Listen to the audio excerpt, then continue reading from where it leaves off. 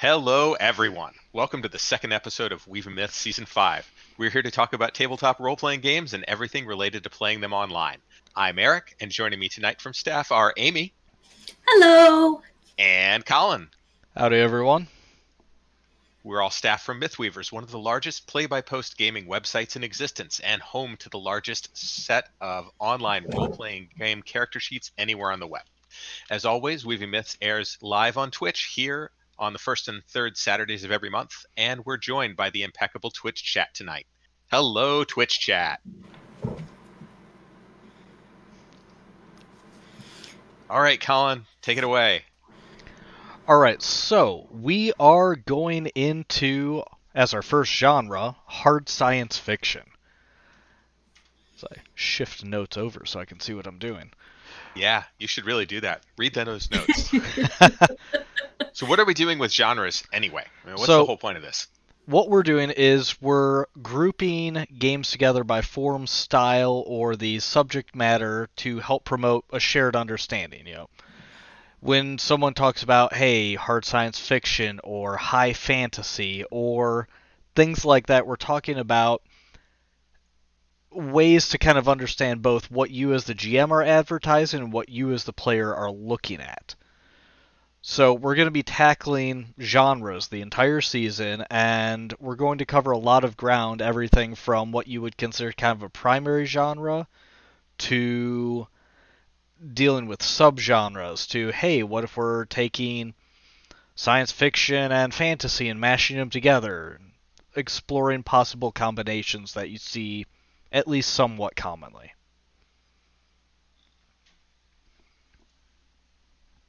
Right, and as you said earlier, tonight we're just going to go straight into the one of the most difficult ones. And if you looked at our notes and all the different research that we did and the different positions we came into, I think you'd probably agree that hard science fiction is not easy to tackle. No, it's not. It's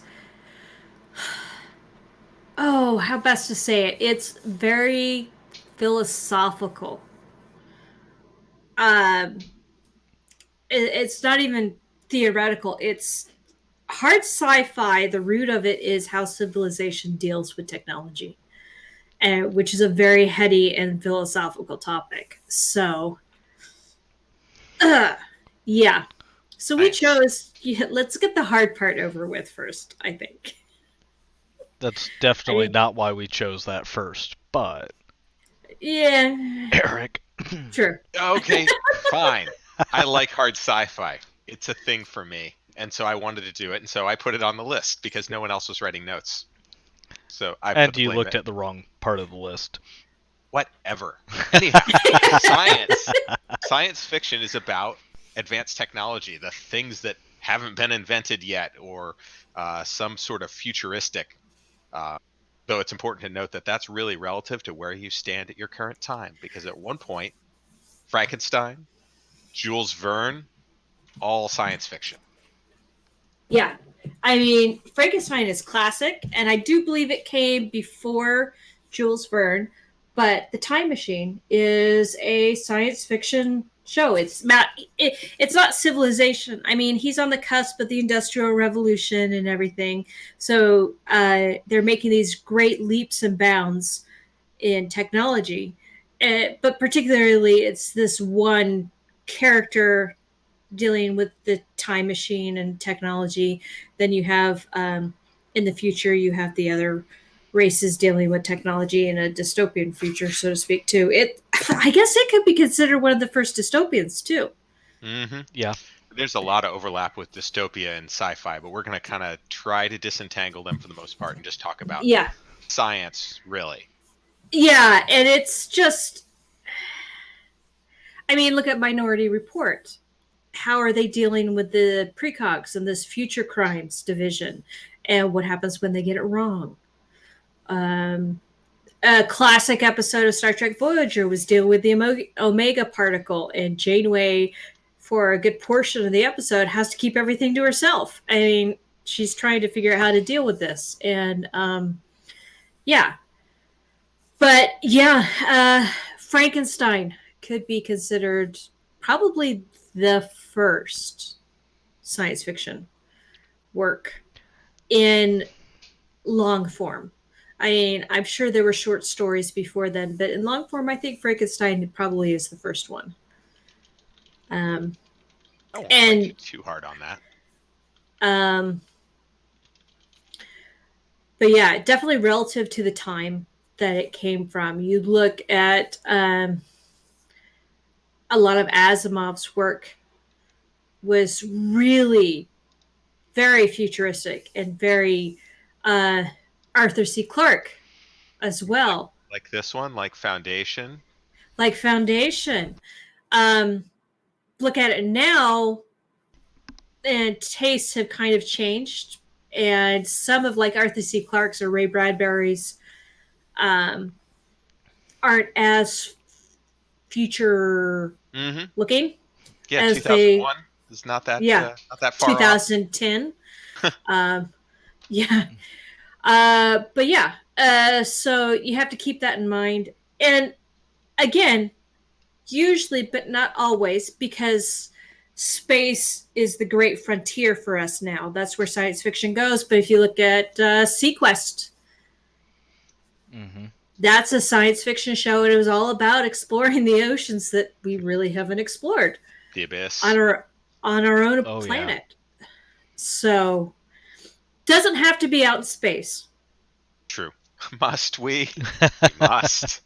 Oh boy. Hey, it's a good example, and for the time, it actually wasn't bad. You go back and watch Babylon 5, and it hurts sometimes too. Yeah. Or Battlestar Galactica, the originals. Oh, Yeah, God. but at the time, it wasn't bad at all. So go ahead. Yeah, I was just going to ask, so how do you distinguish between hard science fiction and soft science fiction, I guess is the opposite of hard? Yeah, I would personally say on a high level how heady and philosophical it is about civilization or individuals dealing with technology. So for a genre for a game, that's what I would lean towards. There's some other good guidelines versus we're just having fun in this setting with advanced technology. See, I tend to look at the technology aspect. Yeah.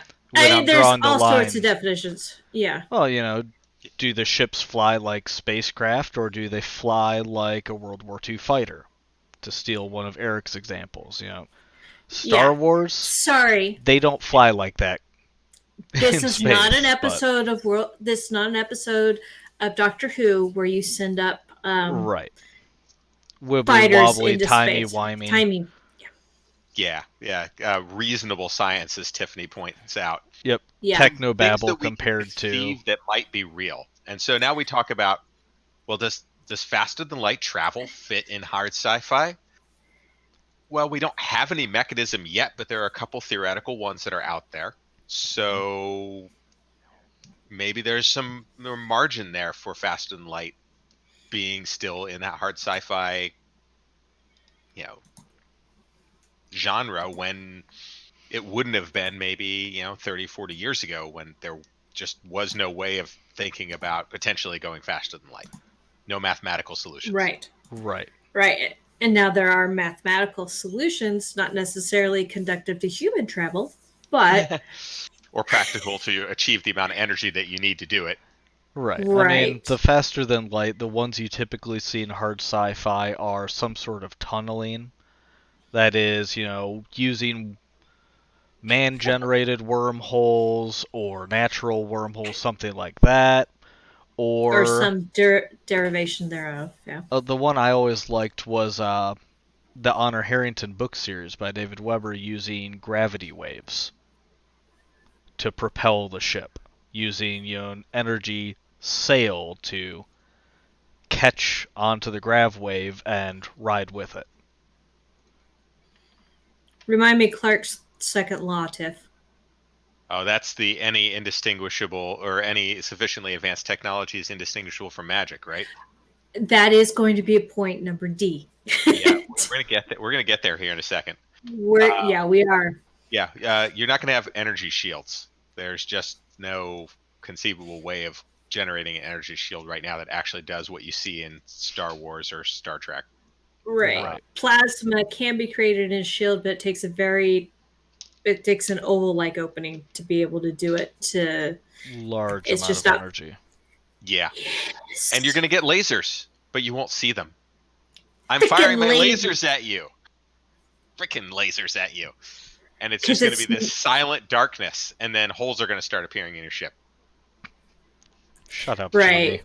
Jimmy. Okay, we're not going Wuxia type, martial arts here. It's just not going to happen in hard sci-fi. Sorry.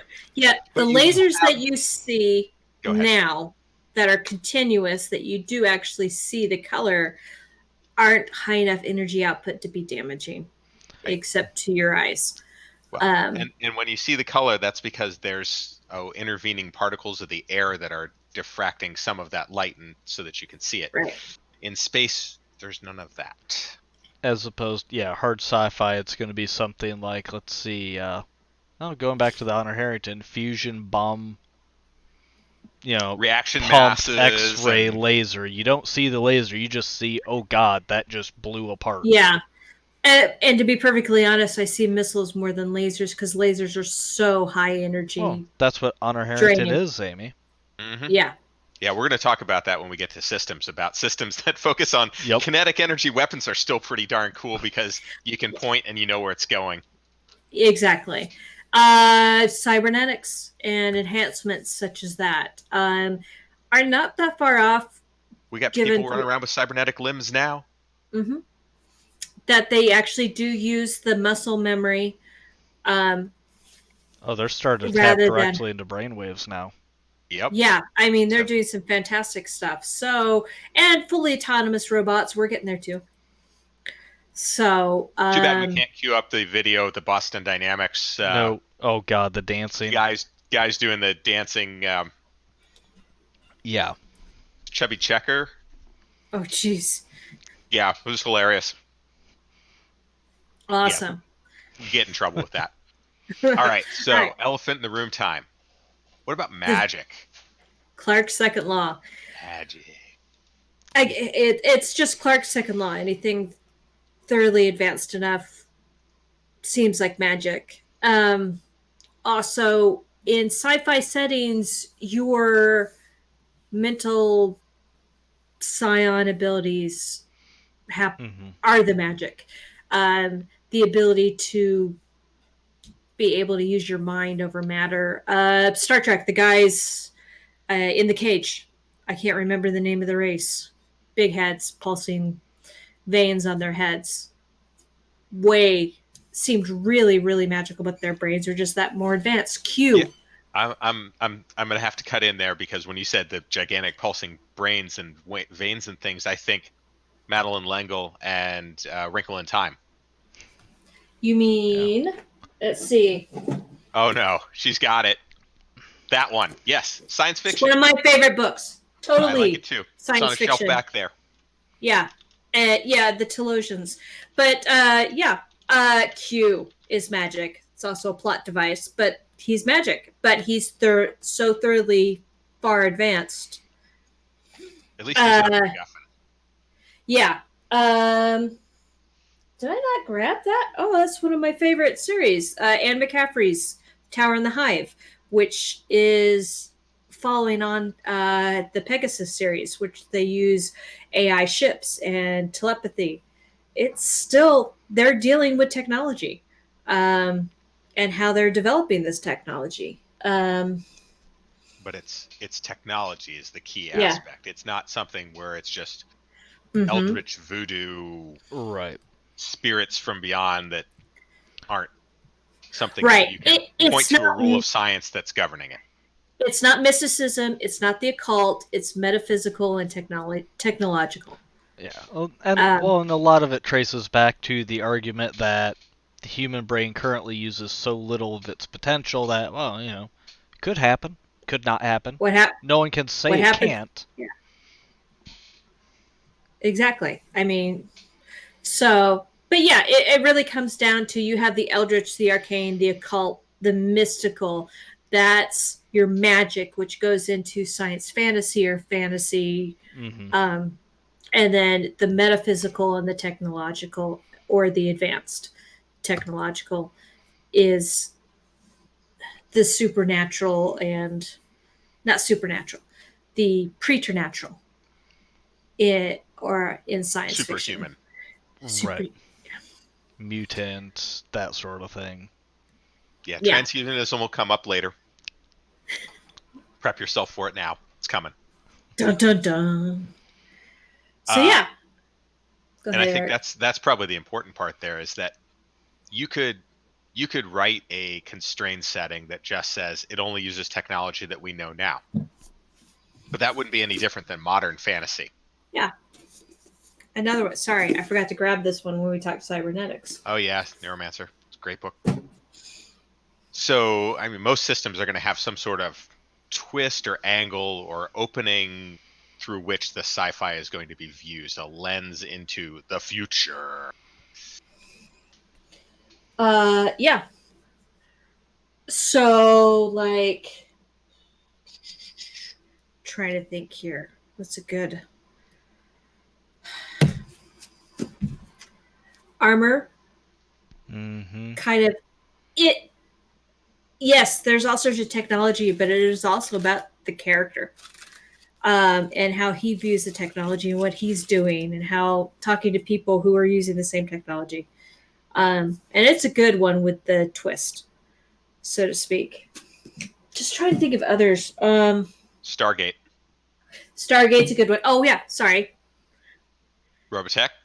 You had or Macross, but you had the ship fall, and humans took it and learned from it, and then had to deal with the consequences of it. Oh yeah, Ender's Game. That was a good twist at the end. Mm. Hey, you're actually fighting the war. All those games, you really are fighting this war already. Anyway, sorry. Continue. Amy Ramble? What? Those of you who No. haven't read Ender's Game by now, tough. Yeah, sorry. I spoiled. Okay. But That was yeah, if this gives you any idea of how old and how loved this book is, There's no duct if tape. you, yeah. Oh well, the husband doesn't like putting duct tape on books. This is completely clear taped over. The cover's clear tape. The backs, Okay. yeah. So yeah, you really should have read it or at least watched the movie. It wasn't that bad of an interpretation, Mm-hmm. in my opinion. Still haven't seen the movie. It's okay. It's worth an evening in. Yeah, sure. Red Once box it it or comes up something. free on the streaming service, I'll watch it. Yeah, fair enough. All right. So that's yeah. I think we got our groundwork laid. It's not worth an evening. Jimmy has an alternate opinion he'd like to express. Unfortunately, he's not actually on the show, so we're only going to It's tangentially mention it. yeah. I wasn't even going to mention it because he doesn't dare get on the show. So Shots fired. all right. All right, So so now with that, I think we can transition to like some of the systems that are commonly played out and about, but we'll put our own specific focus on playing those systems in play by post on Mythweavers, and how things do or don't work, and kind of some of your best practices, but just kind of a big picture of what the settings and game systems are that are out there that are that lend themselves to role playing hard sci-fi. With an important caveat, it is not an exhaustive list. Oh, there's no way it can be an So, exhaustive. No. so please don't hit us up later Wow. going, well, you forgot this system, this system, this system. No. In fact, we are yes, consciously we leaving out some probably things. did. No, no. Sometimes we consciously left them out. Like, guess what? GURPS can do anything. You can build a hard sci-fi game with GURPS. We don't generally recommend playing GURPS on Mythweavers. Not because it can't be done, but because the amount of additional tables and spreadsheets and calculations that you want to do pretty much lend themselves to having some sort of offline resource. And at that point, 2 hours later, you have your sailboat. yeah. Well, okay, so there's a lot of effort that goes into playing GURPS. If that's your boat, I'm not going to tell you not to, but we're not going to focus on it here. Space Master. There's just no way to do that Oh, on goodness. play by post. Rollmaster is the best system for rolling dice if you would like to roll dice and look up on big tables. But Not play by post. We didn't pull up Star Frontiers or from the old TSR days. Actually went back past that. Not everything's great. Yeah, there's that. Yeah, too. okay, so GURPS isn't that rough. You can constrain it. And eventually, if you constrain it enough, it looks like Fate. And we're going to talk about Fate. Yeah, All right. Okay. All right, so, but I will go back to the beginning, because if you want a system that is in a setting that's designed to be hard sci-fi, you can go all the way back to 1977 with Traveller, which has been through a number of editions. The most recent, Mongoose took over publishing of it, I don't know, 15, 20 years ago now. And second edition came out in 2016. So relatively recently updated. It's got the full gamut of sci-fi technologies. So you can go to current level technologies. You could actually back it up to the past. You could go into extreme future, Dyson Sphere, artificial suns, whatever you want to do. Yeah, okay, 40K. Yeah, I'm not going to talk about that right now. It's actually relatively easy to constrain the Mongoose Traveler just to kind of that hard sci-fi edge of either no faster than light travel or limited faster than light travel with the jump space rules. It looks a lot like the Alcubierre metric. You want to be my artificial sun, Jimmy? You are awesome. You can be my boy anytime. That's going to get really creepy in July, Eric. Yeah, it's going to be really creepy. Dad! You know he'll remember that too, right? Yeah. You don't want to start something that you don't want to finish. If anyone's wondering what it's like being on the site staff, we troll each other and we give each other crap constantly, and sometimes it gets weird. Yeah, Chimi, for those that don't know, Chimi is one of the site moderators. Oh, I need to make those bugs. Dear God. Anyway. Okay, moving on. Yeah, so I mean the jump space rules that you've got in Traveller, they look to me an awful lot like this Alcubierre metric that has recently had another solution identified for it, albeit one that requires more energy than we have in the universe. But, there's a solution. It's mathematical work. But yeah, jump space. We'll talk about things that look like jump space a lot in all these systems, because it's kind of the most common technology leap that we consider to be out there. Some way of bending space-time to our will to make the distance shorter, or us go faster over that same distance.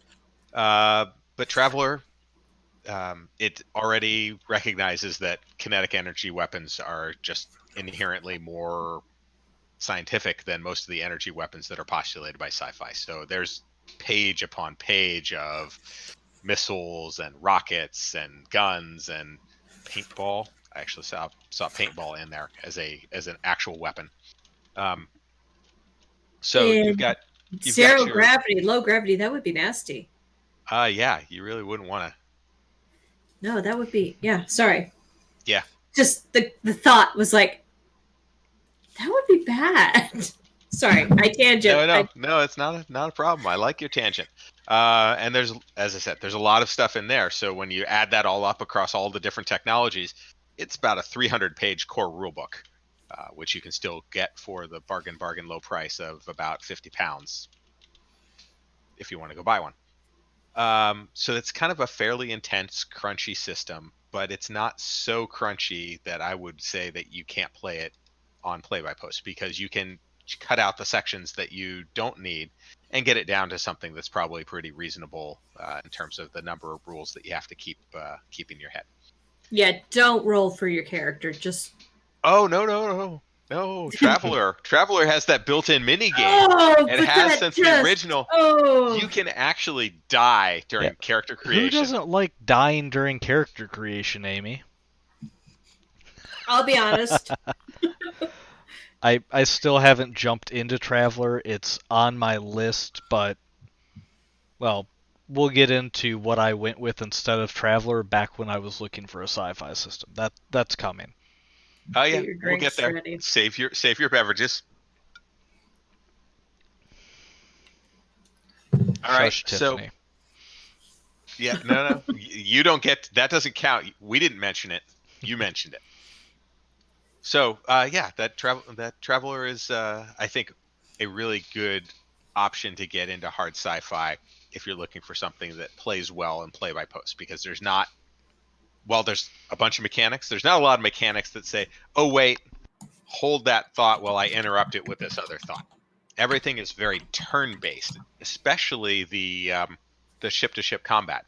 Yeah. It's almost stately, these turns, and everyone does their thing, and everyone kind of has a role. So in general, you can try and keep everyone engaged when you're in kind of this alternate combat mode of ship-to-ship instead of person-to-person. But there's lots of rules for person-to-person and ground-based stuff when you're moving from one one place within the Sol system to another place within the Sol system. Anyway, that's my spiel on Traveler. I like it. I'll stick with it. It's not bad. I played it face to face. I haven't played it play by post, and I enjoyed it. I didn't die. I had a friend die in character creation, and I sighed a relief. But yeah. I mean, the best part about that is that you can actually make it part of the application process if you want. If your character survives Must. creation, you may be considered. Well, yeah, but you can always roll up another one. Let's just keep going until application period's over. Okay, All right. fine. Enough about Traveler. Moving on. Diaspora. So it's built on the Fate version 3 rules, so it's going to feel a little out of date for the people that are more familiar with Fate Core, but it's proof that you don't need hundreds and hundreds of pages to have a good hard sci-fi system. Yeah, it's okay. Fate Core is really streamlined, but Fate V3 is actually not that bad. Oh, It's whatever, Amy. Don't give me a system I haven't played before then. Diaspora. Yeah. Yeah, no, Yeah. You picked it, or someone picked you for it. But yeah, that's what we're here for. Is we got your back. Uh-huh. I blame Amy. So Diaspora is made by Evil Hat, and we're going to talk about another Evil Hat game here in a second. Yeah, and they're both using the Fate rules. What Diaspora came first, It did, right?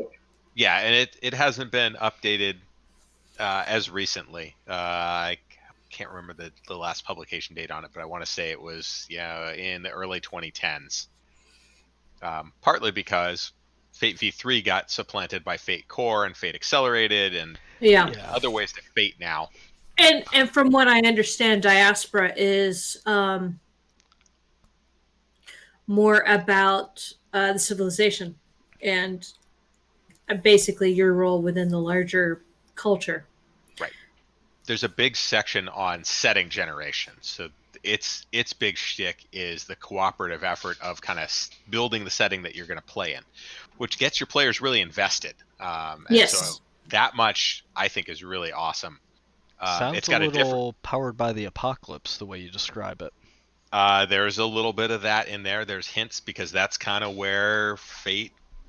Yeah, there was a Fate that went off in that direction too. I do think via Spirit of the Century.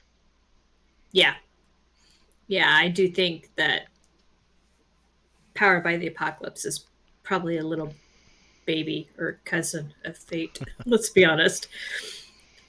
Right. A Diaspora has the a slipstream mechanic for getting between the star clusters. It's a little bit different than everything else, but it's kind of the same concept of trying to limit the amount of movement that you have between your local system and your oh boy, kissing cousins. Yeah, we're headed down the tubes when it comes to talking fate systems here. Yeah, that's but not. I think it's a fun play. It's a little bit on kind of that darker edge, and we'll talk about more about kind of the post-apocalyptic or dystopian further. Diaspora is not quite that far down, but it definitely has the grittier feel of when you're out there, and it's not like help's going to come in the form of someone dropping out of hyperspace to pick you up and rescue you. Right. Sorry, Captain Riker's not showing up. Nope. Certainly not from the future. Yeah. Because he's got a sexy voice. I guess next we move on to the other Fate offering. Tachyon Squadron. This is for the Fate Core, Fate Accelerated. This one is more based around actual combat, ship combat. You're in an actual squadron. It's about your interactions with the other members of the squadron, the challenges that you're dealt, and combat, things like that. It's more of I would actually say it's more in the line of Spirit of the Century as far as the tonality of it. It sounds more pulpy. The Diaspora. I mean, think Rogue Squadron. That's what this is. Mm-hmm. And they did, in the books, Rogue Squadron did some great... I mean, they were Special Operations Force, so they did all sorts of stuff. Undercover and everything as well. So that's more what Tachyon is. But your Fate Core, Fate Accelerated, you can find most of those rules for free. The setting book that has more specifics and ships and stuff like that, you're going to have to buy. But it really, Fate has a learning curve for someone used to like a D20 system. Excuse me. Someone used to a D20 system. It is a different take on things. But don't be afraid. It's not as difficult as you think. And it's a lot more narrative. And which really helps you when you're in a play-by-post environment. Yeah. Where narrative space is at a premium. And free. There's a lot of... You don't have to roll driving every block like some GMs make you roll in Call of Cthulhu. But, I mean, it's not as crunchy as other systems. There's a lot of... It's not a bad read. But setting-wise, you're talking about... Yeah. Well, even Fate is not a bad read. Setting-wise, it's not that big of a book. And it is not that small of text. So... Hey, look, Chimi, I've played Fate. Ruben got me to play Fate for his Dresden Files. I'm still not running to jump into the system. Mostly to spite people, but you get, just like any other system out there, you get a good person running it, and it doesn't matter. Whether you know the rules or not, you're having fun. But again, this one is more the squadron and special operations, things like that, rather than Diaspora. And that's the differences. And newer system. Yep, there's that. You want to talk about a big setting-based book with a system? We can talk about Eclipse Phase. That's a lot more pushing that edge of the boundary of what's current technology. There's a lot of transhumanism in it. In fact, one of the core mechanics is the ability to upload your mind into a backup somewhere and then download it into a different body so you can actually swap out your entire physical form in between missions or adventures, but you're still the same person. Part of the concept then grapples with, well, what defines you when you put yourself into a computer and they make a copy? At what point does you begin and end and something else begin and end? Mm-hmm. How much ownership do you have over your own memory and history? Oh, what is that problem?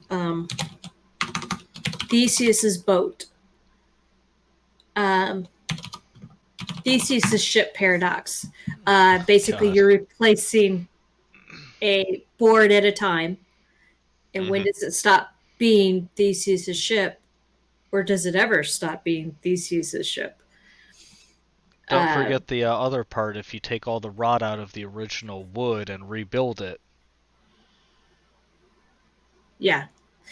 You can end up with two ships that are Theseus's ship. I mean, which is the real one, or both the real one, or neither the real one. Mhm. That has exactly. And that's. God. That paradox has come up in a few different things I've watched recently. One Gee, I I can't wonder what you mention. might be. Spoilers. No, I think it came up recently in Warehouse 13 too, because I'm rewatching that. Oh, it could. It could. They're. Yeah. Yeah. Very recently. Yes. Quite. Tiffany. There's a lot of emphasis in Eclipse Phase on the post-apocalyptic aspects. There was, massive shenanigans that caused Earth to be completely ruined, and civilization exists in a wide variety of little bubbles around the Sol system. There's limited transportation and communication, certainly not faster than light until you get into kind of the very edges of the system. But it's mostly focused on the character aspects of um, dealing with all of the outfall of gigantic AIs and okay, yes, Tiff, it is crunchy. I will not deny that. One of the fun parts about Eclipse Phase, you're going to roll a lot of bones. That's also one of the downsides. So when you talk about Eclipse Phase in a play by post type of world, you have to look at when are the dice adding value to your game and when are they just getting in the way of getting things done. Mm-hmm. I'm not going to lie about um, the D100 system. That's Yeah. I like it, but it's the level of granularity makes you think that, well, really it'll matter when I'm rolling all the time, when in fact, if you're predominantly likely to succeed in a task, it's really incumbent on the GM to kind of hand wave, just like I often do. The whole idea of the take 10, take 20 in the D20 system was to overcome that stupid level of failure where I'm reasonably competent in this, but I can't make it work in this one scene, and it's just we're stuck because we can't pick this lock. Right. Tiffany goes on to say it may be too much setting in some ways. That can be true of a lot of things. I can jump out of sci-fi for a second and go into another one of my favorite systems with Stars Without, or not Stars. Didn't say it. Didn't finish it. Didn't finish it. No need to drink. 7th C, another S system. There's a whole lot of setting behind that one, and you can really get immersed in it. You can also get lost in it. So I think it's incumbent, if you're going to run Eclipse Phase, you also need to neck it down to, this is the aspect that we're going to focus on in this game.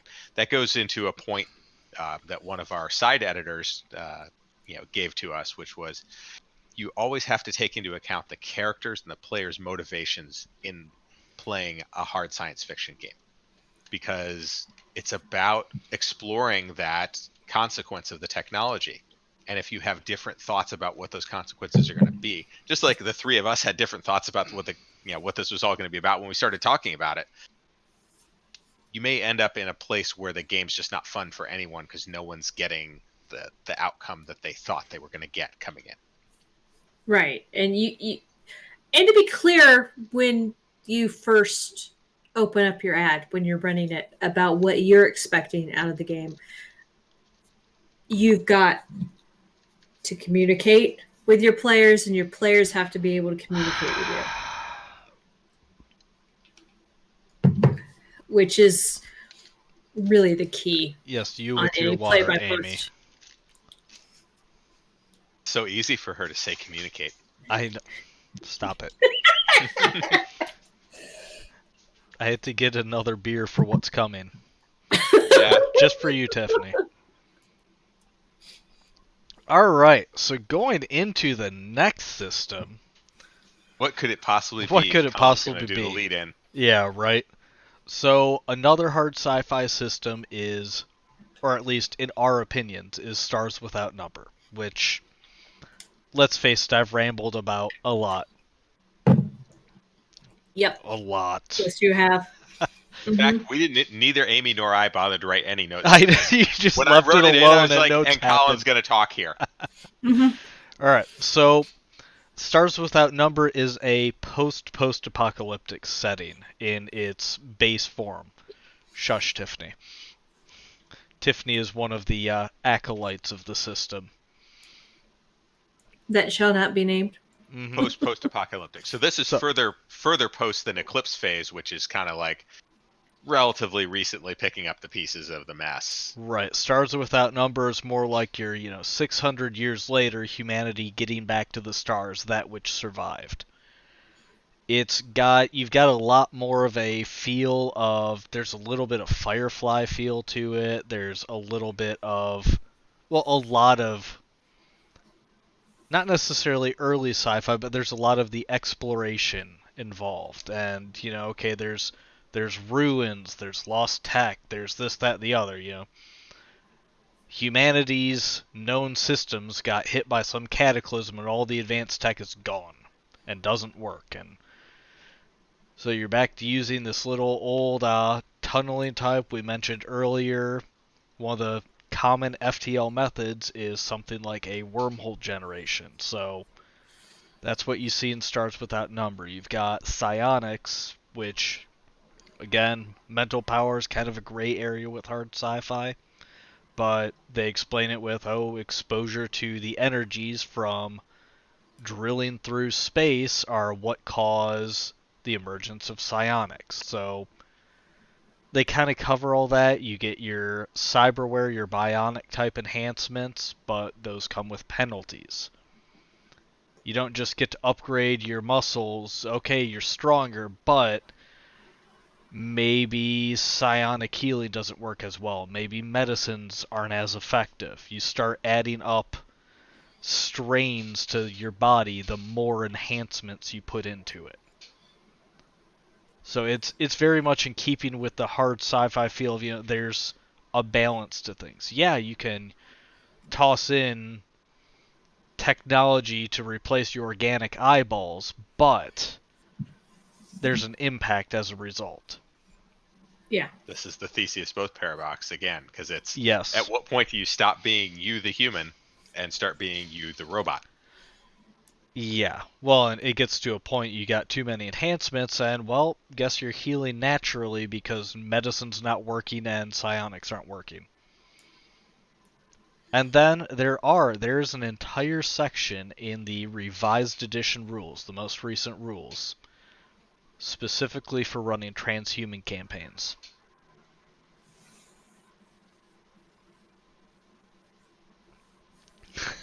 Thank you, Tiffany. Yes, all the squishy bits. So yes, there's even established rules for transhuman campaigns, and one of the great things about the system is it's not super crunchy.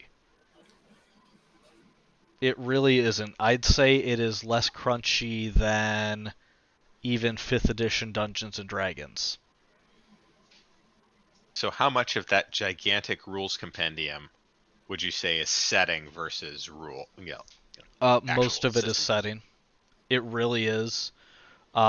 Another massive... Well, here, one moment. Let me grab it for you, Eric. I knew you would. Oh, yes, of course I would. Let's see. Oh, Good so... gravy. I've got the PDF. I forgot how big that was. So, there is your Stars Without Number rule book. Yeah, drinking.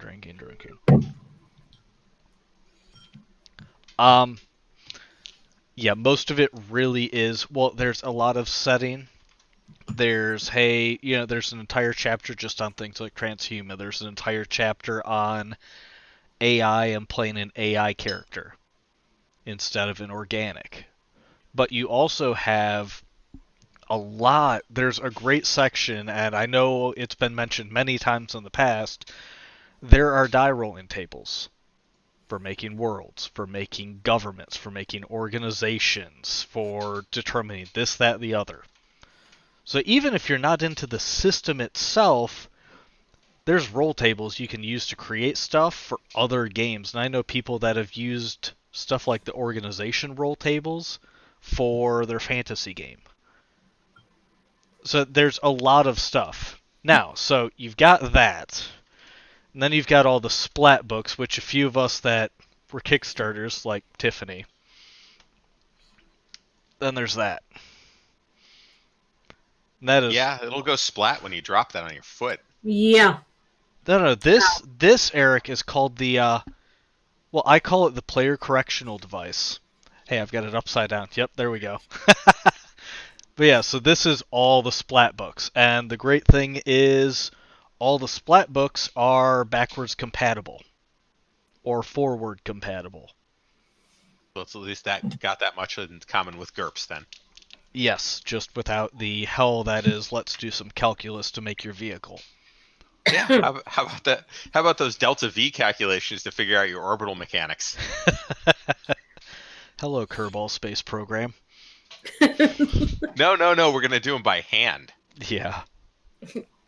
You know what? Somebody needs to make a Kerbal Space Program RPG. They really don't. Bad Amy, no treat. But yeah, and like Tiffany points out, it's a great resource to borrow from. So, the great stuff is not only, obviously I adore the system. We all knew this. If you're new to the podcast, well, I adore this system. But it has a lot of stuff you can rip out of it or borrow from it and apply to other systems, other settings without much effort.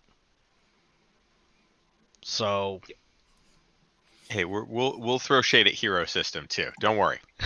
Hero System, Rollmaster. There's plenty of ways to waste your time with dice and numbers. All right. Yeah.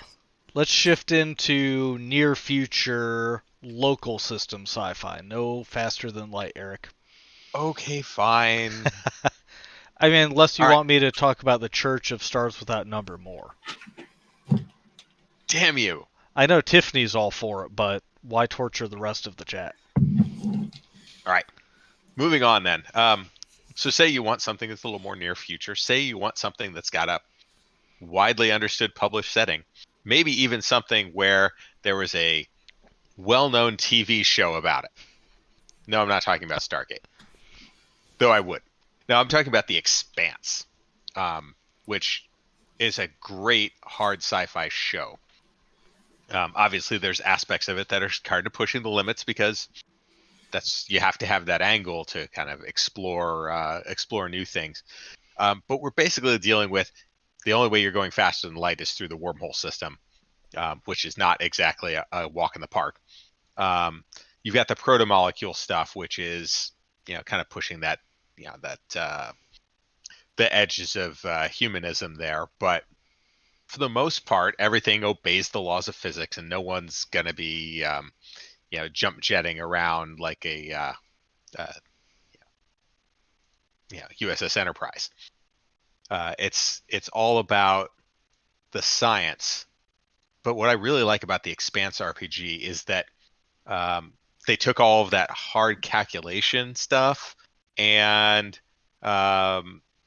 really simplified it down so that that the rigors of space are out there, but you're not having to spend 15 minutes trying to figure out how to make this orbital calculation to get from Earth to Jupiter so that you can go go do a mission out there on some orbital platform. And I think the other really good aspect here is that it's a well-established existing setting, but it's not been going on for so long, or people aren't so invested in it, that it's created this gigantic compendium that you have to know everything about in order to really participate in it. So Yeah.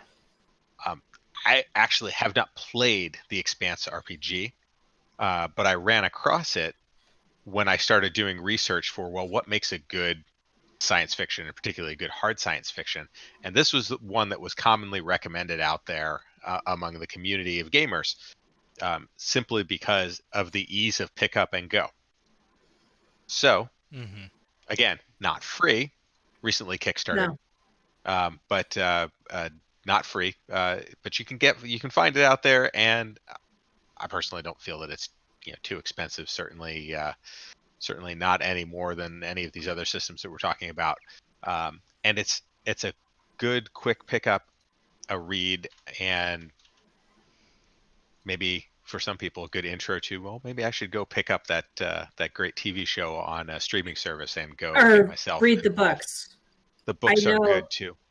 My husband's been enjoying the show, but he loves the books. They were really well written, he thought. The characterization and everything. But they're enmeshed. You're not having to deal nearly as much with, sometimes when you get a book series and the TV show, they kind of do one of these Game of Thrones things. Yeah, no, this is actually, from what I've seen, really good. It's doing what it can to stick to the story within a different medium. I mean, there's always going to be, and I'm going to tangent here, and I don't apologize. You never do. No, I don't. One thing you do have to remember when your beloved book series or anime series or whatever goes into a different medium is that adjustments have to be made, because it is a different medium. Exposition's really hard to do in movies. Really bad at pacing, but it could be an interesting read in a book. And there's time that you've got to, time constraints and pacing and everything. So there will be differences. There will be compromises that have to be made, and just take that into account. I know people who hated the Lord of the Rings movies, and for what they were in the time that they had allotted for a movie versus the books, I thought it was fantastic. Understanding that compromises had to be made. Literary purists. Yes. Okay. Yeah, some of those compromises were better than others, but for the most part, one of the critical aspects of the Expanse RPG is that it's pretty much true to the story of the books and of the TV show. And I think that draws people in a lot more than when you get something. Okay, yes, there is a Stargate SG-1 game with the spycraft system.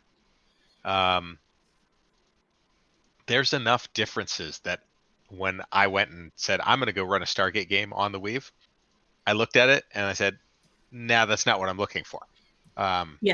Because the focus gets to be a lot different when you're dealing with something that's kind of crunchy like spycraft. And so I went for a more narrative-based system. I actually used the Window, which is another great free short system. And if you're talking about things where you can touch hard sci-fi and not have a lot of rules, sci-fi horror works really well on the Window. Yeah, there are just some things that don't work well on play-by-post. Face-to-face, I've done the Stargate RPG, I've done the Spycraft, and it's a lot of fun. But on a play-by-post, may not be the best. I wouldn't do Rollmaster. Yeah, and I actually enjoy Rollmaster. I would not do Rollmaster on play-by-post. Anything that involves a lot of fiddlies and lookups and repartee between players becomes difficult when you're in a asynchronous media. You can supplement with Discord to a degree, but if you're doing so much via Discord, ultimately it stops being a play-by-post game and starts being a synchronous session-based internet game. Anyway, Different Sorry, Theseus tangent boat again. paradox. At what point does a hybrid game stop being a Mythweaver's play-by-post hybrid game and start being just an off-site game? When you When stop you using just the use site the resources. yeah, when you just use the sheets. All right, so I don't think I have anything else to add on the Expanse other than Moving along, now that Eric has brought up site rules randomly. Bum bum bum. it's what I do. That's true. It's my old job. Now I can fiddle with things and let Josh deal with the hammer. But yeah, we have missed a bunch of stuff. Like Uncharted Worlds is a powered by the apocalypse sci-fi. The Firefly Cortex system. We have missed a bunch because we'd be here for days. There are some good ones out there. These are just the ones that we thought would cover most of it. And of course, tastes may vary, and that's okay. Yep. And explore all you want. Yeah, Tiff, you may have time. I don't. We gotta get through all these genres in a season or two. We can't be here forever. Yeah, sci-fi probably could have just been one season on its own. Maybe we'll do that. Just one setting or set of rules, an episode. That'll take us forever. Throw down on weight. We'll leave exploring specific systems till maybe season 6. Yeah, I think that's probably a good idea. Yeah. Tiffany, maybe we'll get Crawford on so he can talk about stars without a number and worlds without a number. That'd make Tiffany happy. Yeah. Also, I'm pretty sure that's one we could actually get. We should try that at some point. I think one of the other notes, just to add on, kind of to wrap all of these system discussions up, a lot of times when you're in these science fiction games, you're going to end up with avenues of combat that are substantially different from each other, whether it's space combat or hacking or psionic battles or what have you. There's a degree of specialization that sometimes ends up in a tough choice situation where this combat suits itself to one character, one player, and everyone else is kind of sidelined. That is a particularly bad thing for play-by-post, because then you're setting the posting rate of the entire game based on the fastest that player and the GM can communicate with each other. Boring. Yeah. Yeah, look at the motivation of each character as a GM, and try and figure out what would be interesting for them. You've got your mercenary at heart type, which is quite often, it's the easiest one to include in any campaign. Someone who just wants to explore, find new places. Another fairly easy one to include, except maybe they're not that interested in combat. Your secret agent, or just agent who's doing the job. Probably easier to combine with the mercenary at heart. Your unexpected hero, your coming of age story, basically, and the big bad epic Honor Harrington epic hero type thing. So nothing wrong with her. No, there's not. You just gotta. I really want to argue that classification of her, though. Okay. You don't consider her a big hero? She may not think she's the epic hero, but she turns from the unexpected into the epic hero. Well, it's one of those things, and Eric, you understand. She's just the captain that's like willing to push things, but the book also makes clear it's like, yeah, she made the call. She didn't make it happen just because she decided something. Okay, there's Bujold's Miles Versagian. Is that how you say it? Oh, Lewis McMaster Bujold. It's a good series. It's in a sci-fi setting. He ends up being the epic hero, the guy that ends up doing everything. Mm-hmm. And when you pick your characters, do try and pick them so that they mesh with one another, so you don't have that. You've got the hacker. Yes, that's very important to sci-fi, cyberpunk. I mean, it is very important. Mm-hmm. From a But figure out GM a way. Yeah. Yeah, from a GM perspective, play by Clint post gives you an Zuger. avenue Thank you. there Thank where you, you dear. can. I appreciate you telling me. I can't say that last name. Sorry. Yep. Yeah. What dear husband was speaking up there in chat is exactly what I was about to hit. Is that if you can run things in parallel, and play by post offers you enormous flexibility to run things in parallel with Yes. threads, private threads. So even if it's the hackers operating in the unseen world that no one can get to, you can lock that thread off, and they're the only one who sees it until you post in the other thread. Oh, something went wrong. Yeah. The alarms began screaming. At which point I think every player starts cursing out the hacker. Yeah. Yeah. But that's an example where play by post is actually easier to do that in parallel than it is At the tabletop. Than at the tabletop. I mean, how many times have you been in Shadowrun and the hacker goes off and everybody's like, okay, I guess I'll go get a drink. Or two. Yeah. It could be a while. There's a lot of dice to roll. Yeah. And it just depends on each setting, each set of rules.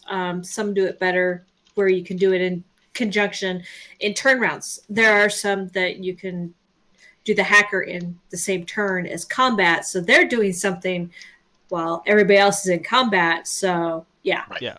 It's a lot more fun for the hacker when it's like, I don't work well under pressure. You need to break this now because they're coming. Yeah. Blam, blam, blam, blam, blam, blam. Keep that in mind as a GM. And yeah, play by post, you can set up a separate thread, private, that only they can see, and that would be fantastic. That's a brilliant idea. Thank you, Eric. As opposed to at the table, you got to kind of sequester them off to one side, and the rest of the table's sitting there bored for 5-10 minutes. Yeah. Yeah. We've decided this mission isn't going to succeed. That's the worst part of Shadowrun. Actually, well, okay, the worst part of Shadowrun is the 15 days that you spend doing all your planning before you can actually execute the mission. Yeah. Yeah. But the second worst part of is when the hacker finishes up the we're breaking in and it doesn't work. You're like, oh well, all that 15 days that we just spent are wasted, and now we're just running. Yeah. Run and shoot. Yeah, okay, I agree. The planning stage can be completely fun, just like the character creation minigame in Traveler can be completely fun with the right group that is enjoying the process. Mm-hmm. Because ultimately, that's what it comes down to. We're playing a game. Enjoy the process of playing the game. If it's not fun, don't do it. Yeah. The minigame of character creation in Traveler is much more fun face-to-face in a group where you can laugh at each other. Absolutely. Oh, look, you, instead of being a scout, became a flower planter. Combat flower arrangement. You're really good at it. Doesn't do much in combat, but hey. Yeah. All right. So, that puts us right at the hour mark, which is actually pretty decently on time. We're going to take a 5-minute break here, and then we'll jump back in with the game of the episode here at 9:14. Yes. Yeah. All right, it's 9:14. That means 5 minutes are up. Colin, are we on re-recording yet? We never stop recording. Okay, that's right. We're just going to strip it out of the middle. Yes, I'm totally editing these videos before I upload them. What do we pay you for again? Yeah, right. Not this. Oh. Of course, we didn't pay Nathan either, so Yeah. fair. All right, so I guess we're back, which means that it's time for this Game of the episode. Game of the episode. So, bring it up. This episode's highlighted game is Whispers in Akara, brought to you by the GM, Sikara. I'm not sure if it was meant to rhyme, but it does. So, awesome. Whispers in Akara is a community-building Dungeons & Dragons 5th edition game with Stardew Valley-inspired mechanics set in the map of an ancient, two-dimensional, massively multiplayer online role-playing game. So, your character will be a resident of the town of Serenity, which is ironically a bustling and cutthroat city of commerce. And as is common with these types of games, you'll be responding to an ad placed on one of those ubiquitous bulletin boards. I love the bulletin board ad itself. The bulletin board ad is really great. I think Colin's got it scrolled there. Yep, I got it. Nice. So with working seasons and farming and mining, and the mines, of course, are dungeons that you can explore, and monsters grow ever more dangerous as you delve deeper and deeper till you get to the Balrog. Don't get to the Balrog. But with friendly forest spirits, there's always something to interact with or participate in. So this, I think, is a fun-looking game. If you were a child of the 80s like me, or if you were inspired by the 80s, you'll certainly find yourself a welcome home in Whispers in Akara. There's not a set deadline for characters, so while there's no pressure, if you get your characters in early, you'll be able to enjoy more fun. So, yeah, Whispers in Akara. Join it. Have fun. Yeah, this looks great. I love this. They did a lot of work on this one. The font is the best. It's so, yes. So 1980s graphics. Yeah.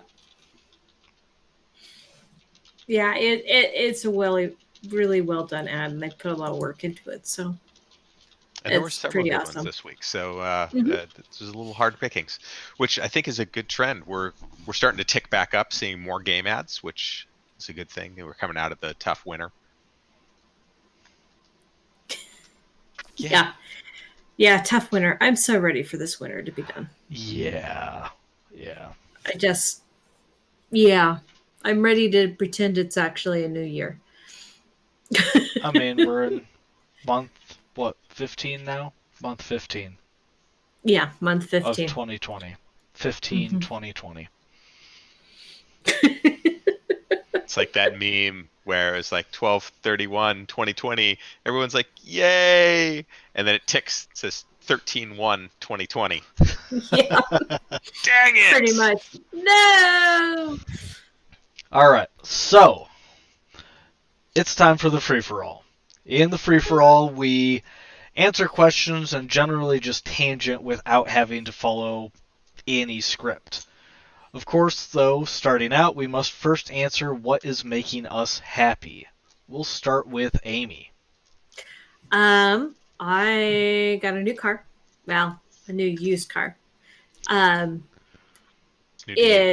It's an SUV. It's the Mazda CX-5, and it's a pretty shade of blue. The red is a gorgeous red, and they just didn't have a blue that was quite close. But everybody here has the red, so we went with blue, and it gets much better gas mileage than my big old Yukon Denali. That was massive. We're pretty much empty nesters now. We didn't need that big of a car. Although now we're planning on going to Zion National Park, and we're going, we should have kept it a little longer. Because then we could have piled everybody into one vehicle with the camping gear and everything. It's still been fine. Now we're going, we're going to need two vehicles. You can travel in style. Yes. Comfort. Exactly. But not much on my end. That was it was actually kind of funny. I'm like trying to think of stuff to do because just my husband and I said, let's go look at vehicles. We go down there and he finds one. He goes, all right, we'll get it. And I went, what? That was fun. That was actually right before last episode? Yeah. Yeah. Wait. And we're like, Amy's, where are you, Amy? It might be a little bit late. We're at the dealership still. Yeah. It's just like, I know how these dealership things go. We even called and said, we're coming at this time.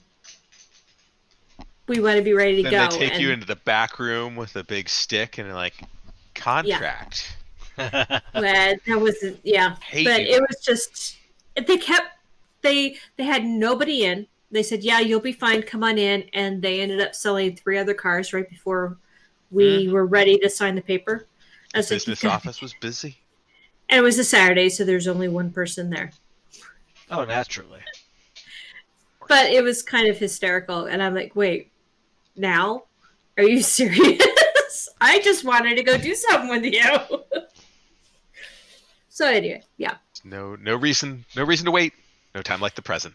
We'd already decided that's the vehicle we wanted, and it was a good deal for low miles and package that we wanted, and yeah. Now I just have to fight him over who's driving it each day. Fair enough. I let my wife fix it. Yeah, he's like, I don't shop. I just go to buy. Although I have seen you buy things going, oh my gosh, this is insanely on sale. I'm just getting it. Rarely, but it has happened. Fair enough. All right, Eric, what's making you happy this week? Well, I got my second shot. Actually, the thing that probably was making me mostly happy is that it was on Wednesday. Because if it was later in the week, this would have been a little dicey show. Because Thursday I was laid out. Which one was it? Pfizer. And yeah, just low grade fever, nausea, headaches. Not really bad, just like the flu in terms of side effects. I could probably go get mine. Just the other 2 in the household can't yet. I have been debating whether whether to wait for them. I mean, they just dropped the age to 50, so give it a couple weeks and it'll be dropped even further. But right. Yeah, just go and get it. We're not going to talk about worldly talk, but I already had the government microcontrolling nanobots in my blood. I mean, like all this hardware over here is not mine, so I got no choice. Yes, Ansel, he does a job similar to what you used to do. Well, not similar, but it's still coding within the same. Yeah, it's related. Alphabet soup. So yeah, I mean the big relief is I got the vaccine and my kids are going back into actually my daughter, high schooler daughter, just started in-person school. Yes, Thursday. So not a moment too soon. Yeah, but that was hard. Risk category, right? I am in that super high risk category of we don't want you to get this disease in any way, shape, or form. Yeah. So yeah, major relief on that front. Yay! And it's the first soccer tournament of the year, so I ended up having to go referee a game like at 6 p.m. tonight, and I still made it back for the show, so that was good. So proud of you. Oh wow! And my daughter's team won. With better time than they got a tie and a win so far, so they're doing well. It's all good things right now. Yeah. Oh, and there's other redacted stuff, but let's just say the good things are going on. Redacted is redacted. Yep. Mm-hmm. Colin, what about you? I got a job. Woo! Which, yeah, that's dumpster fire number 7. Here. No, this would be 6. If this turns out to be another dumpster fire, this is number 6 in the series. I'm counting school as a dumpster fire. No. That's its own mess. School was just bureaucracy, which is not necessarily a dumpster fire. It just is. How was your student services, would you say? How was your teacher classroom experience? That was solid. Good. I blame the administration for the various problems. Like, let's take a chemistry class and make it all online, including a lab that looks like a badly done 1995 video game. Well, the administration, there's... that's true, Logan. Yeah, that's accurate, Logan. Less crying, more there was a lot of rage. was doing all that worldly talk thing where they were talking out of both sides of their mouth because they wanted to tell people that they were going to be in person, so that they wouldn't like decide, I'm just not going to do school. I'm gonna step away for a while. And then they were also talking out of the other side of the mouth and saying, the situation's really not good, so we're probably going to have to like change and go virtual at some point. Yeah. Like the first day of school for the rest of the term. But they didn't tell the teachers to plan for that until 2 weeks before. Mm-hmm. Mm-hmm. And that makes it hard because I had my youngest graduated in June, and that was hard. Yeah. Because the teachers didn't know what they were doing. So he had one class that was giving him 8 hours worth of homework, and he still had other classes. Mm-hmm. And that was hard. Hopefully things have worked out better. I know his best friend is a few months younger than he is, but on the other side. So he's a year. Yeah. Mm-hmm.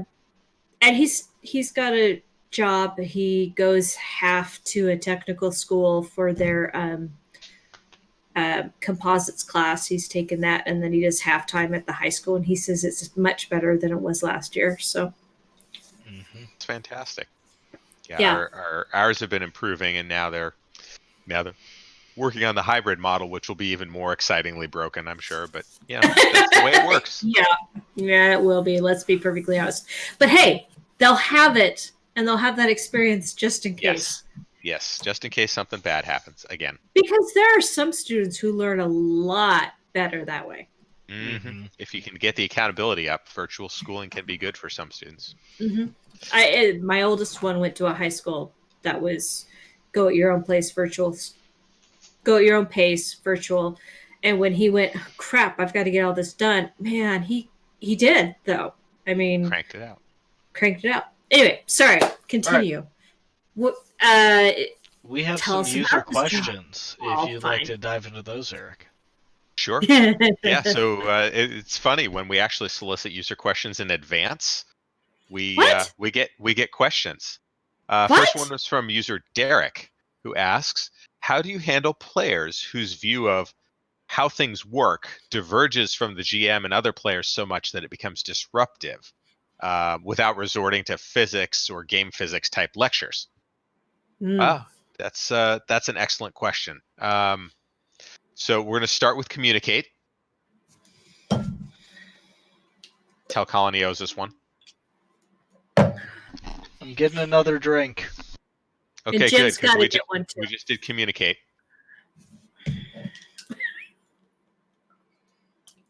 I mean, the big deal is making sure that you have a common understanding of the game kind of up front. This is, I think, particularly important in this sci-fi genre that we were just talking about hard sci-fi, where the rules kind of matter because they define the boundaries. But it will certainly matter in even a D&D game, where, well, I think my spell does this. Ultimately, the GM is the arbiter here. They're going to need to make a ruling, whether it's one way or another. And if you're going to have this type of diverging opinion as to how things work, it's really incumbent on the GM to think long and hard about whether it's right to have this player at the table.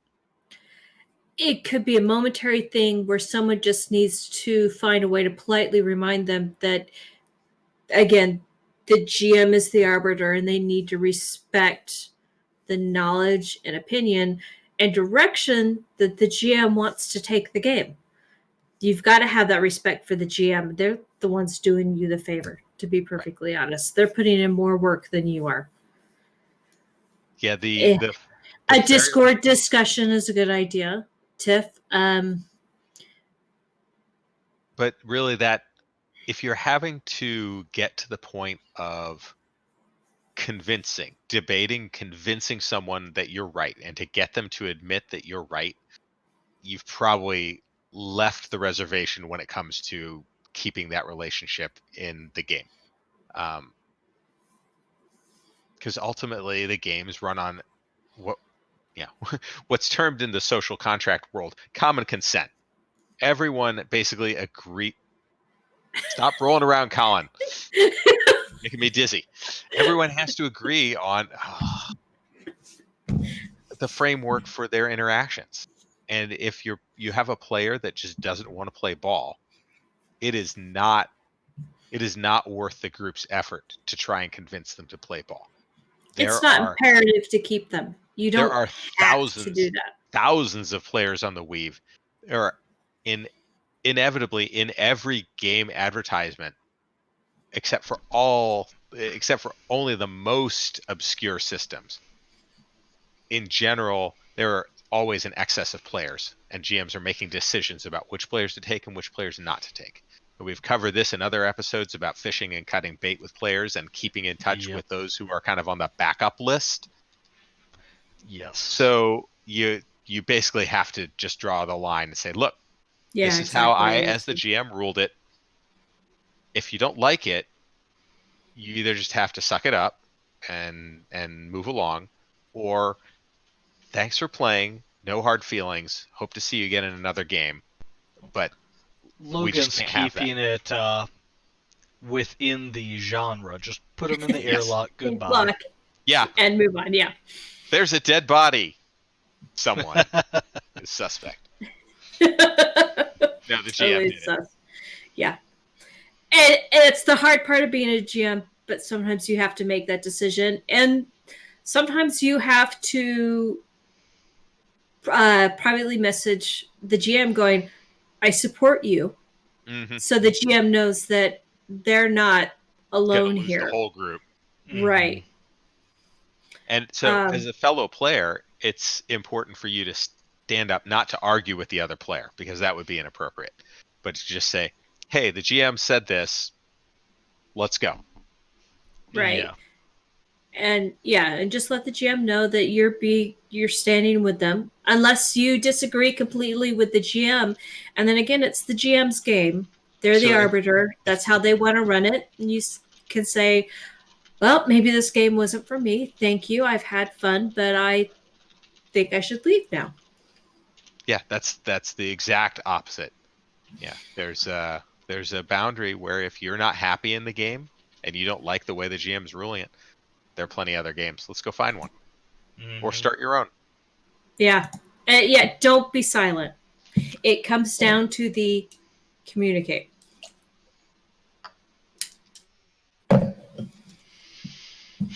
Fine. I got it. All right. Next question comes from Sir Logan of Gilead. He asks, and this is one that he reminds me that we've touched on before, but he just had forgotten the answer and didn't want to bother to go look it up in all of our back episodes. So it probably doesn't hurt to cover this on occasion. How long would you recommend having an advertisement up on Mythweavers for a super popular game system like 5th edition or Pathfinder compared to something really obscure? And of course he calls out GURPS, which isn't all that obscure, but okay, moderately obscure. Okay. 5th edition Pathfinder, anything where it's a widely played system. You put out a good ad and, oh god, how do I choose, 6 out of 50? Right. Set it for a week. Set it for 10 days. Whenever, as soon as you think you can get around to reviewing the applications, because you will have 20. Oh, yeah. Maybe 30. Easy. And close it. Don't just say, okay, I'm not accepting new ones. I'm reviewing these, so you've got a couple of days to finish. Yeah. Just close the thread. But if you're not finished, then I'm moving on. Yeah, because definitely. It's about time management, and for a more obscure game, 2 to 3 weeks. Yeah, definitely don't, for the popular ones, don't do a 3-week ad because, then you're getting your 30 plus applications and God help you. It's going to be chaos. Yeah. I've seen Pathfinder games with 70 plus. Mm-hmm. My favorite was still Nathan that one time. When he went over to Roll20 and when he went to Roll20 and made a apps. Mythweaver's quality ad got flooded. Holy cow. Oh, yeah. Poor Nathan. Poor Nathan. But yeah, I mean, there's there's definitely plenty of people who are interested in the other systems. The less Yes. the less common systems, what you're dealing with more than the flood is the asynchronous nature of play by post. Not Well, everyone jumps in to check the ads all the time. accessibility too of the Mhm. system itself. Hype. Mm-hmm. Hype. It is important to not be too obscure. There's plenty of systems that are out there where no one's ever seen them before. If Right. you're inviting someone to apply for a game where they're going to need to buy a $50 rulebook, that's a barrier to entry that you're going to have to overcome somehow. It's going to have to be Right. an amazing ad with Uh, a concept that really knocks their socks off. A barrier I have to this overcome that doesn't involve breaking copyright rules. Yes, Absolutely. please You'll don't note do that. I didn't say share the rules with them, Yes. because that would be breaking copyright laws, and that is absolutely no on Mythweavers. If God we damn find it. you doing that, you will get the hammer very quickly. I can only roll in so far because my dog just Took your foot squeezed in space. under the desk and laid down. Wants to be your foot warmer. When the dog is 120 pounds, that's not an insignificant amount of space taken. No. It's not. Yeah, Well, he loves Logan, you. Yeah. and Dawn of Worlds is not mainstream. It's on the more obscure, I would say, but it's definitely interesting. But yeah, yeah, just avoid copyright, please, because that gets really nasty on us. If you've Not ever interested in wondered D&D. how hard the site staff will slap someone the first time offense, Copyright. copyright's going to be a pretty hard slap instantly. The rest were pretty nice about overall, depending. Copyright will get our site taken down, so we are hard on it. Cease and desist notices aren't fun. Nope, No. not doing it. Yep. All right, so let's move on to something more fun. Yes! Colin in a bikini, yay or nay? Nay. The bad That's for Photoshop Jim and exists. Jim only. Come on, Twitch chat. We want your votes. This is a question from Logan, Tiffany. Don't look at me. Besides, there are already pictures of Colin in a dress, so Like I said, that's It's the for Navy. Jim and Jim only. oh no, that was post Navy. Yeah. That was Well, you're never out of the Navy. That was oh crap! I forgot. I need a costume for the VFW Halloween party. Hey, look, women's auxiliary dresses from the 60s. Yeah, I can fit in that one. Did you put on the heels? That's the question. There were no shoes. Okay. I definitely would have tried to play Bambi if there were heels, but Okay, Klinger. Well, so far the results are positive. People are intrigued by the concept. No. So Andrew, you don't understand. I've already done things like wear silkies. If you don't know what those are the marine ultra short PT shorts, like workout shorts. I don't have shame, people. Yeah, we should the have Navy realized surgically that. extracts it when you sign the contract. And any shame you have left goes away halfway through boot camp. All right. All right. I think we're probably at the limit of questions that we can do this week, so we'll keep the other ones for later. Yes, because Yeah, those we could need to give think about it. rambles. Oh, they certainly would. Yeah, Pretty much. I'm here. yeah, that's true. That alone. I could take up the entire podcast just tangenting All right, on a so tangent. once I get the link copied. Do-do. All right, so before we close out, we're going to talk about the Mythweavers in-person meetup Take 2. This is the Mythweavers Kalamazoo meetup. So, got postponed last year from the pandemic. With the vaccine rollout, we're pretty hopeful about having our first ever site in-person meetup July 24th and 25th in Kalamazoo, Michigan in the United States. So we're looking at a day and a half of gaming. There will be food, there will be camaraderie, there will be, well, general... I can't imagine it'll be that different from the site with the general chaos. Just we'll all be in person. Right. My wife says, in general, it's going to be the equivalent of William Wallace screaming freedom. Freedom! So, tickets are $50 for both days, or $30 for Saturday, $20 for Sunday, if you can only do one day or part of a day. There is a discount if you are a game master that is going to run a game for the event. More information is available at myth-weavers.com and on the Warhorn registration page linked off of that. So yeah, it's going to be fun. It's going to be chaos. Looking forward to finally actually getting to run a game for this group. Shenanigans, like Tiffany mentions. Shenanigans. Trick would be getting that's nothing Tiffany. That we are. Tiffany, I'm probably going to run a Stars with that number one shot. Just saying. She just needs to, drink up, guys. Tangentially mention to Absent that she's interested in. She might be able to get a plane ticket. Depends on if he goes to visit. A world without numbers, what's probably happening on the site, Logan.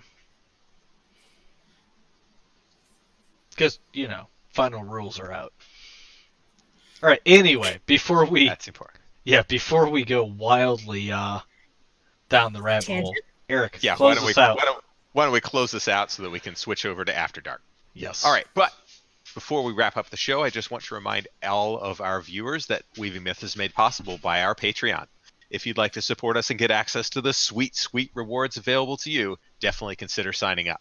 If you didn't catch us live, don't forget you can post on Mythweavers or on our Facebook page or on our Twitter feed with any questions, corrections, or other general correspondence. And in all events, you could always email us at weavingmythspodcast@gmail.com. We love hearing from you and can't wait to read your gaming stories or answer your questions. I'm Eric, and I've been joined tonight by the magnificent Amy. Bye! And Colin. Been fun, folks. Thanks for listening, and keep on weaving those myths.